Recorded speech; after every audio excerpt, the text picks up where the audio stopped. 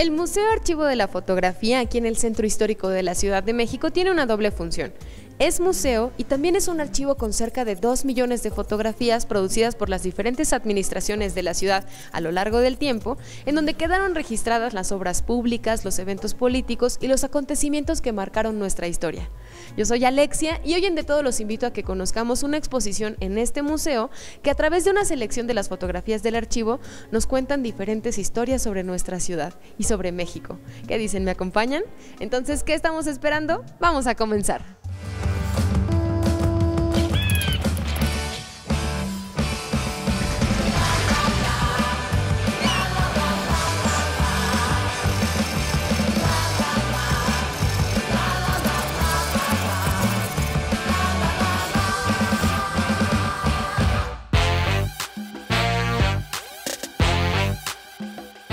Nos acompaña Mari Carmen Tostado, directora de este museo y también una de las 3 mujeres que colabora con esta exposición. Somos aquello. Mari Carmen, muchas gracias por estar con nosotros aquí en De Todo. No, al contrario, muchas gracias por visitarnos. Bienvenidos. ¿Qué es lo que da origen a esta exposición? Somos aquello. Ustedes 3 mujeres, cada una con profesiones distintas, con discursos bastante personales. ¿Cómo llegamos a Somos aquello? Bueno, desde hace varios años estamos tratando de activar el archivo, darlo a conocer. Este museo tiene 12 años de existencia y tiene un acervo fabuloso, grande, de más de 2 millones de imágenes del Departamento del Distrito Federal, del Gobierno de la Ciudad de México. Y entonces hemos estado tratando de darlo, de visibilizarlo, de que la gente lo conozca, de que la gente lo venga, lo visite. Y estas 3 exposiciones pues remiten a eso, a hacer un trabajo curatorial en torno al archivo, y entonces invitamos a Cristiane Burkhardt, a Patricia Lagarde y yo misma hice la curaduría de esta exposición y nos gustó el nombre de ponerle Somos Todo Aquello, que es la Ciudad de México, ¿no? El de Cristiane tiene que ver con toda esta ubicación física del Museo Archivo de la Fotografía, que estamos aquí en el punto cero de la ciudad, justo a los pies del Templo Mayor, y yo elijo hacer el 1968, ya que la Secretaría de Cultura de la Ciudad de México, desde donde depende este museo, tenía como plan de trabajo hacer una serie de exposiciones sobre el 68. La verdad es que todo suena muy interesante. Yo creo que tenemos que comenzar a recorrer la exposición para comprender un poquito mejor también el paso de nuestra ciudad, cómo se ha transformado y lo que ha sucedido en ella a través de este archivo que tiene tanto para platicarnos. Entonces, vamos a comenzar. Muchas gracias. Adelante.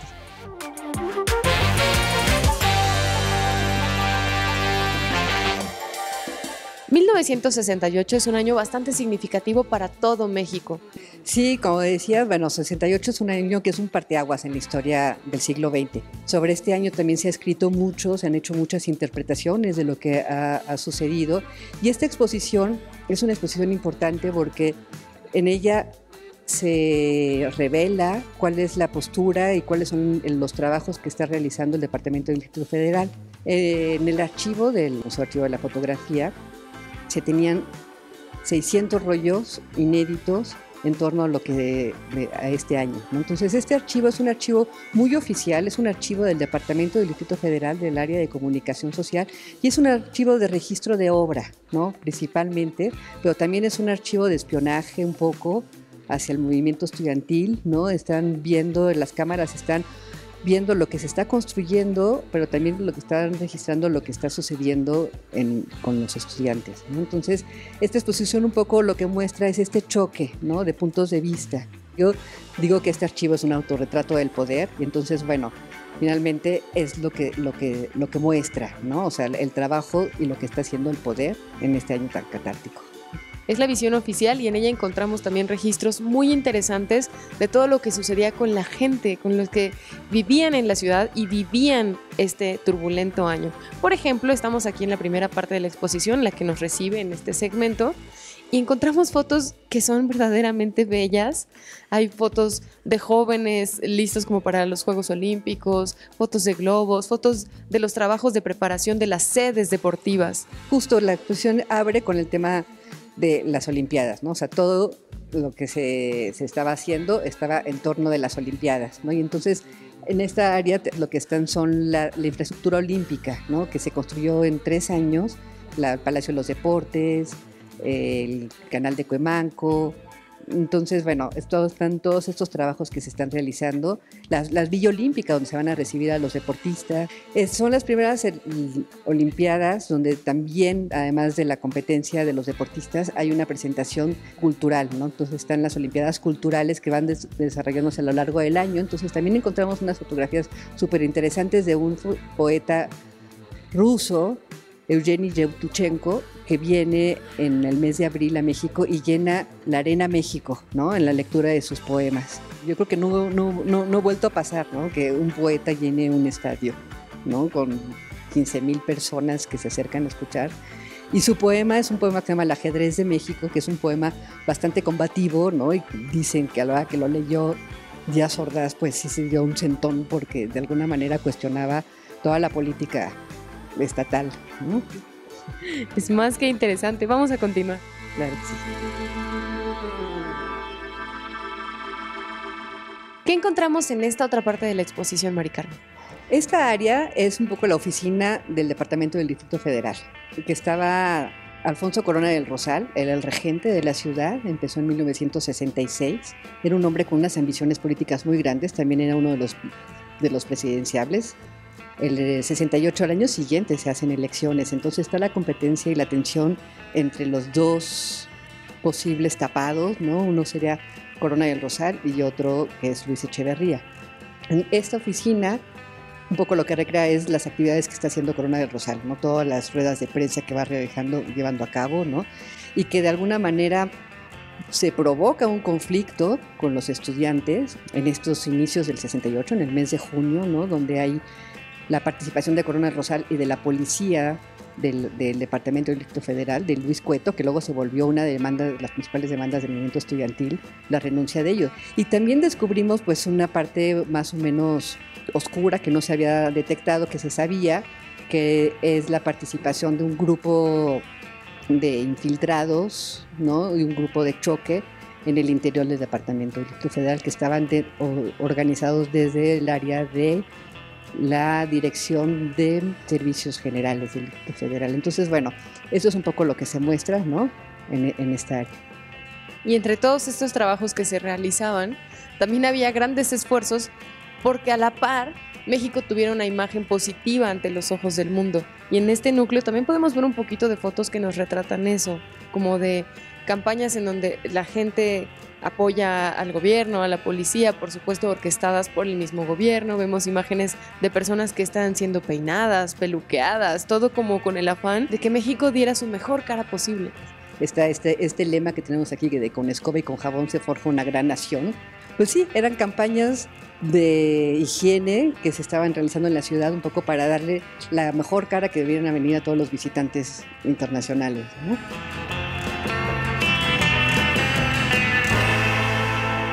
En esta área lo que vemos es cómo el poder va cerrando filas, ¿no? Y entonces tenemos un 1 de mayo donde están todos el corporativismo y van marchando todos los sindicatos dándole el respaldo al presidente.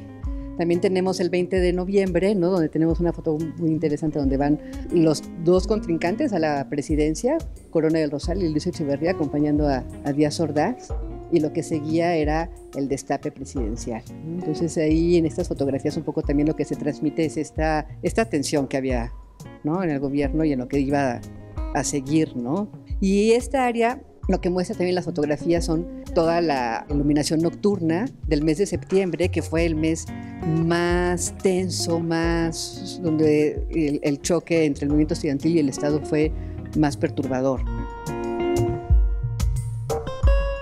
Los movimientos sociales de distintas índoles estaban bastante presentes en la escena que México representaba en ese momento, no solo a nivel nacional e interno, sino también un poquito a nivel internacional, influenciados precisamente por todo lo otro que ocurría en el mundo durante 1968.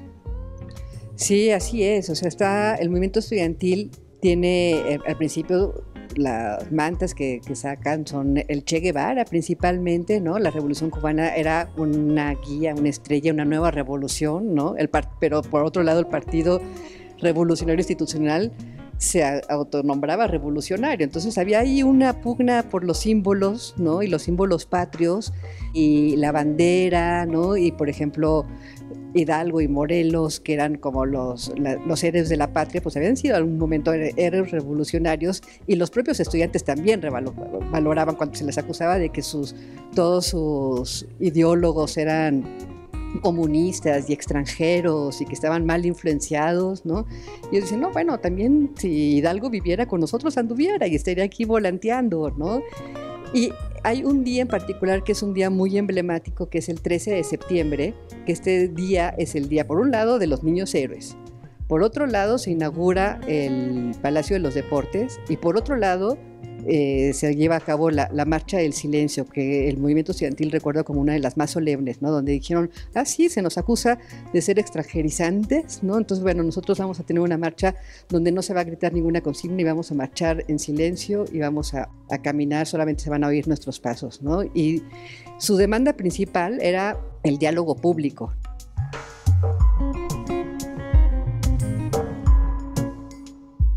Mari Carmen, ¿y de qué manera decides concluir este espacio de la exposición? ¿Cómo cierra?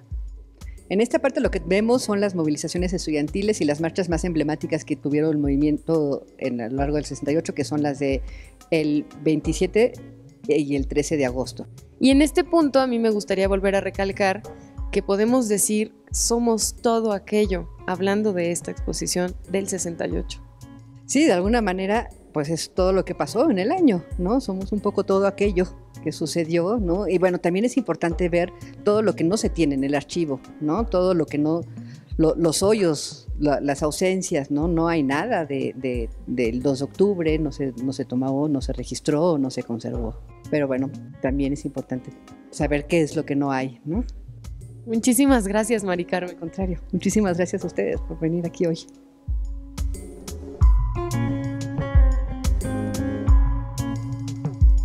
El primer segmento, que es el que coordina Cristiane, el que ella cura, se llama Coordenadas Suspendidas y es una parte de la exposición que nos invita a sumergirnos en el pasado del agua y la tierra en la Ciudad de México.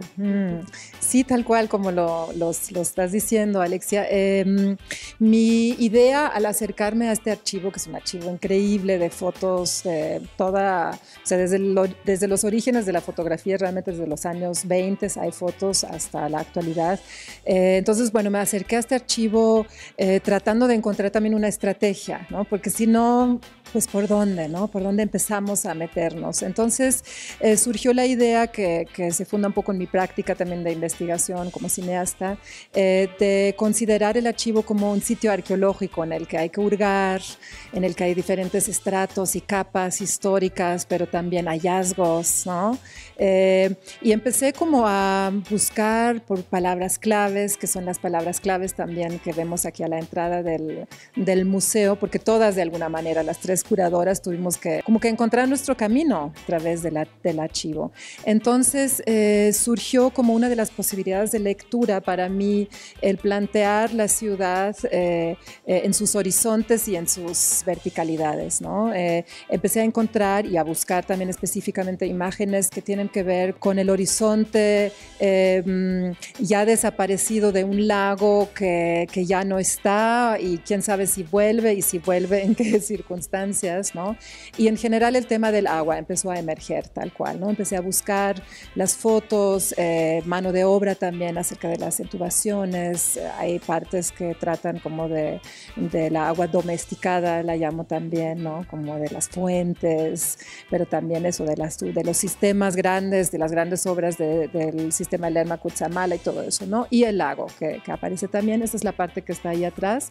Y la parte inicial es la que remite tal cual al origen incluso de este museo, que es el hallazgo maravilloso del monolito de la Tlaltecutli, esta divinidad, esta diosa de la tierra, aquí mismo al lado del Museo del Archivo de la Fotografía, pues circunda con el Templo Mayor, con las excavaciones, o sea, si salimos de aquí, pues estamos en el pleno ombligo de la ciudad y de México, digamos, de este México antiguo. Y entonces decidí como buscar imágenes de las excavaciones del Templo Mayor, decidí tomar la imagen del Tlaltecutli como una especie de como imagen en la cual uno se puede sumergir la mirada hacia, digamos, las profundidades de la historia y se proyecta entonces dentro del vientre del Tlaltecutli pues partes de materiales de excavaciones que encontré también en este archivo, ¿no? Por ejemplo, aquí junto a nosotros precisamente está otra de las imágenes compuesta por más imágenes que seleccionaste. Claro, porque además de digamos, de la investigación y de los hallazgos, luego uno tiene muchas imágenes y la idea para una exposición es cómo las instalo, cómo las monto, ¿no? O sea, no nada más como foto por foto, sino aquí surgió la idea de hacer un mapa imaginario con mapas que encontré que se llaman, en ese entonces se llamaban mosaicos rectificados, porque obviamente todavía no existía el dron o esas imágenes aéreas como sabemos hoy. Entonces se hacían mapas a partir de fragmentos y retomo la idea del fragmento como una especie de rompecabezas y hago un mapa ahí compuesto, digamos, de diferentes fotos de los años 30, son de los 30, de imágenes aéreas de la ciudad donde aparece nuevamente el lago, ¿no? Aquí se ve un poco los bordes del agua, luego lo combiné con un mapa, que eso es un mapa dibujado del lago de Tizcuco y del vaso regulador, y es como también me era importante aludir, ¿sabes? Como a esta ciudad que vivimos, pero una ciudad invisible, imaginaria, que siempre está presente también, ¿no? Que se conforma de los recuerdos, que se conforma de algún tipo de imágenes que tenemos en la cabeza. Entonces, es una exposición, digamos, esta parte es una exposición, sí, tiene como temas muy claras, muy reales, el agua y la tierra, pero también hay una parte juguetona que me permití y que es maravilloso trabajar con un archivo. Pues entonces vamos a continuar en este juego de imágenes que nos propones.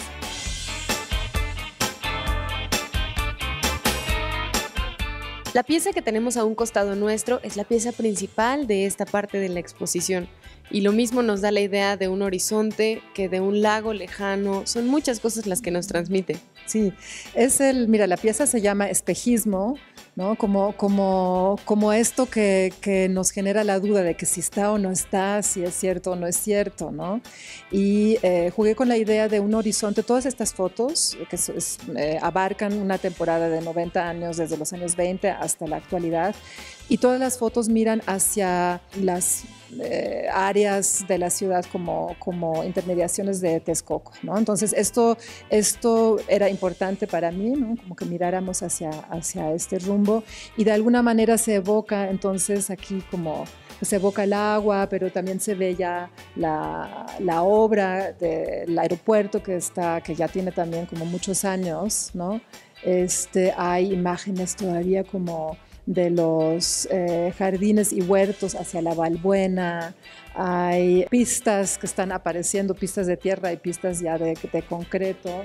En fin, entonces es una pequeña historia que uno se puede también imaginar ahí recorriendo esta pieza, que es un ensamble, es un collage, se puede decir, ¿no? Horizontal. Es una dedicatoria también a este lago que es la fundación de esta ciudad, ¿no? O sea, queremos o no, pues es una ciudad lacustre, así, aunque ya no está visible, pero nuevamente retomando la idea como de lo subterráneo, ¿no? y lo visible y lo invisible, ¿no? Que también tiene un archivo, ¿no? Tiene como muchas partes en las que hay que hurgar, pues el lago también ahí está, ¿no? Bueno, incluso en esta muestra de fotos allá que son de intubaciones, a mí me parecen estéticamente muy hermosas. La gente se queda de pronto parada y la ve y dice, sí, sí, es el agua que ya no está, los ríos entubados, por ejemplo, los 5 ríos, ¿no? Río Miscuac, Río Churubusco, Viaducto, todos Río Consulado y todos los ríos que ya no están, pero que están, ¿no? Entonces hay un poco de todo. Cristiana, y hablando un poco de esta sensación que nos comentaste, te provocó el echarte un clavado al archivo a manera de arqueólogo que busca entre los restos, entre los testigos de nuestra historia. ¿De qué manera entonces influyó eso en la museografía.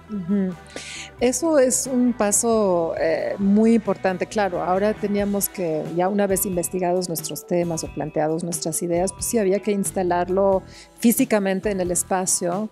Y al ser este el primer piso, una de las cosas que surgió es como relacionarlo también con su especificidad de sitio, que es su cercanía con el Templo Mayor, que es algo que ya comentamos, que es entonces relacionarlo con el hallazgo del Atlatecutli y todo eso, ¿no?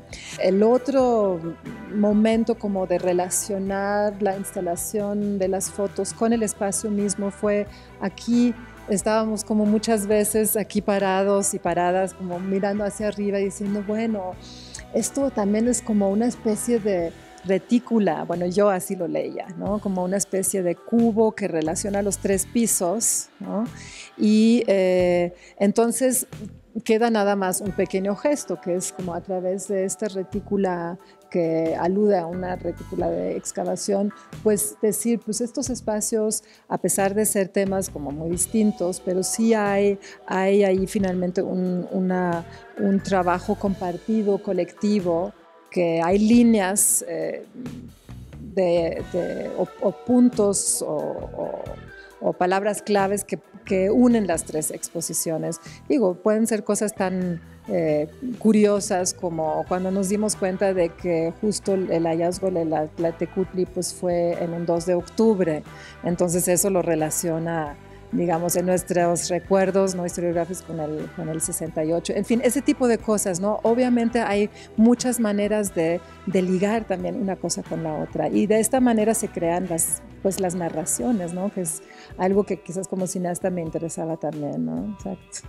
Pues muchas gracias, Cristiane, por acompañarnos en este viaje que nos propones para conocer nuestra ciudad, los restos de lo que alguna vez fue y también una parte de nuestro imaginario que siempre estará presente, esta agua y esta tierra. Exacto, sí, muchas gracias a ustedes.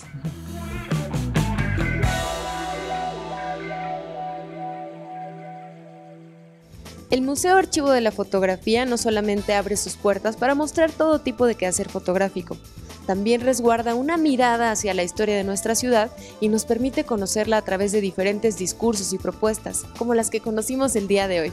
Estoy segura que este capítulo les pareció muy interesante, así que si quieren volver a verlo, ya saben, tenemos podcast en iTunes y canal en YouTube. Las redes sociales están apareciendo en este momento en la pantalla por si quieres dejarnos saludos, comentarios, sugerencias. Ya saben que yo soy Alexia y los espero la próxima aquí en De Todo.